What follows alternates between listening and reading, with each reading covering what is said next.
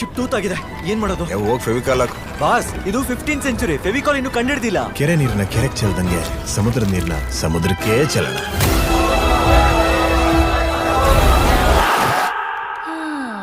ನಾನೊಮ್ಮೆ ಅವರನ್ನು ಭೇಟಿ ಆಗ್ಬೇಕಿತ್ತಲ್ಲ. ಯಾಕೆ ನಿಂಗೆ ಕೋಣ ಹೊಡಿಸ್ಲಿಕ್ಕೆ ಉಂಟಾ?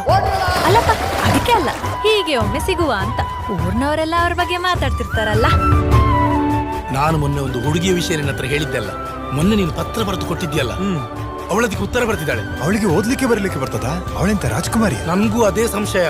ನಮ್ಮ ಊರಲ್ಲಿ ಓದ್ಲಿಕ್ಕೆ ಬರೀಲಿಕ್ಕೆ ಬರುದು ರಾಜ್ಕುಮಾರಿಯರಿಗೆ ಮತ್ತು ದೇವದಾಸಿಯರಿಗೆ ಮಾತ್ರ.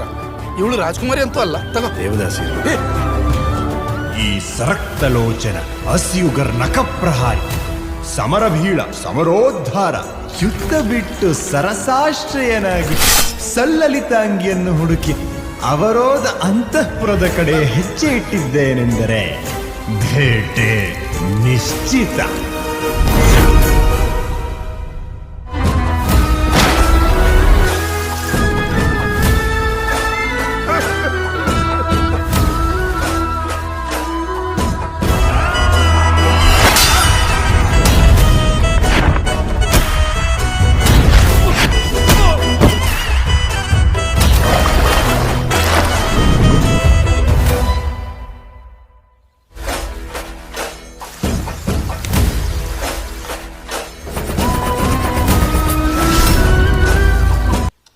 ಇದನ್ನ ನಂಬೇಕಾ?